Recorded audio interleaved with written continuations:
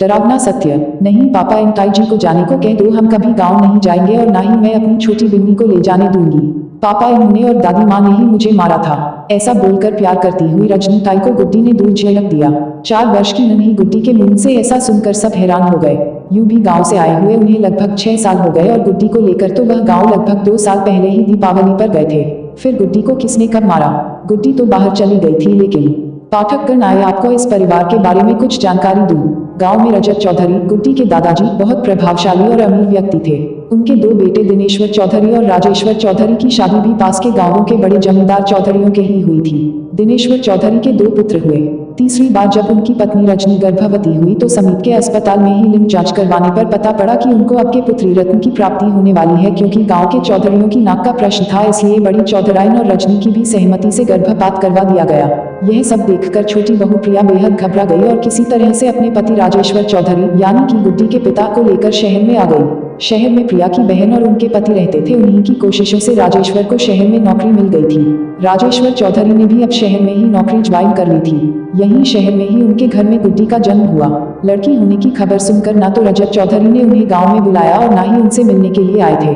लगभग 2 साल पहले ही जब गुड्डी बहुत छोटी थी तब दिनेश्वर चौधरी के पुत्र के जन्मदिन पर मंदिर में जगराता रखा गया था और इसी उपलक्ष्य में चौधरी परिवार ने मंदिर में ही एक मूर्ति की स्थापना की थी। इसलिए राजेश्वर चौधरी को भी परिवार सहित गाँव जाना पड़ा। गुड्डी तो तब भी वह वहाँ पर अपनी दादी और ताई जी किसी के भी पास में नहीं जा रही थी। वह तो वहाँ पर सिर्फ रो रोकर बीमार ही हो रही थी। इसी कारण वह लोग गाँव में 1 सप्ताह भी नहीं रुके थे। गांव में उद्दंडता की सारी सीमाओं को पार करते हुए दिनेश्वर जी के दोनों किशोर पुत्र गांव में बाइक लेकर कर्तव्य दिखाते यूं ही घूमते रहते थे। उनसे तंग होने वाले ग्रामवासी भी रजत चौधरी के प्रभावशाली व्यक्तित्व के सामने उनके पोतों की शिकायत भी नहीं लगा पाते थे। दिन प्रतिदिन उनकी उद्दंडताएं सीमा को पार करे जा रही थी, परंतु उन्हें घर में दादा दादी और अपने पिता की पूर्णतया शह प्राप्त थी। उन दोनों किशोरों की उद्दंडता पर भी दादा को बहुत गर्व होता था। इंसान कुछ सोचता है लेकिन विधाता को तो कुछ और ही मंजूर था। लगभग 6 महीने पहले जब वह दोनों किशोर गांव के पास रेलवे क्रॉसिंग पर बाइक से अपने कर्तव्य दिखा रहे थे तो मालूम नहीं कैसे अचानक से द्रुतगामी रेल आ गई और वह दोनों किशोरों और बाइक को रोंदते हुए उन दोनों की जीवन लीला को समाप्त कर गई। उनके जीवन के साथ रजत चौधरी के घर की रोशनी भी चली गई थी। जंगल की आग के जैसे जब यह खबर पूरे गांव में पहुंची, जिस किसी ने भी यह खबर सुनी वह बेहद दुखी हुआ। प्रिया और राजेश्वर भी यह खबर सुनकर गुड्डी को शहर में ही रहने वाली अपनी मौसी के पास यानी कि प्रिया की बहन छोड़कर गांव गई थी। पूरे गांव में मातम पसरा हुआ था। अब लगभग 3 महीने पहले ही प्रिया ने दूसरी पुत्री को जन्म दिया था।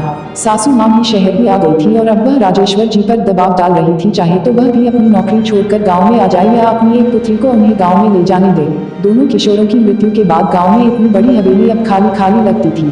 पुत्री के समय गर्भपात करवाने के कारण शायद आए कुछ कॉम्प्लिकेशन के कारण रजनी भी अब फिर मां नहीं बन सकती थी।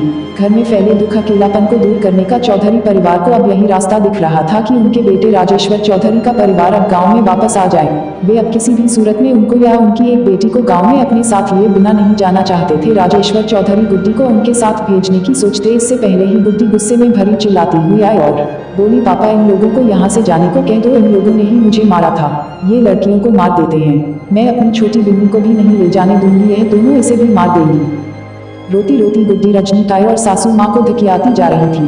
प्रिया ने किसी तरह से गुड्डी को संभाला और बिन्नी के पास अपने कमरे में ले आई। सब चुप थे। रजनी और सासू माँ को याद आ रहा था वह समय जब लिंग जांच करवाने के पश्चात उन्होंने डॉक्टर के मना करने के बावजूद भी कि अब काफी समय हो चुका है, गर्भ में बच्चा अब काफी बड़ा हो चुका है, अब गर्भपात करवाना खतरे से खाली नहीं होगा। यह सुनकर भी किसी की ना सुनते हुए उन्होंने गर्भपात करवा कर ही दम लिया। उस समय की आई हुई किसी कॉम्प्लिकेशन के कारण ही रजनी भाभी मां न बन सकी। तो क्या गुड्डी वही बेटी है? ऐसा भी तो हो सकता है कि जब गुड्डी उनके साथ गाँव गई थी तब उन लोगों के व्यवहार में गुड्डी को कुछ लगा हो जो वह भूल नहीं पाई। पर पाठकगण, यह किस्सा सोचने में डरावना तो जरूर है, लेकिन यह भी नितांत सत्य ही है कि कुछ भी बुरा करो यह तो मानना ही पड़ेगा कि वह सब परमात्मा की नजर से नहीं छिप सकता और फल हमेशा मिलता ही है।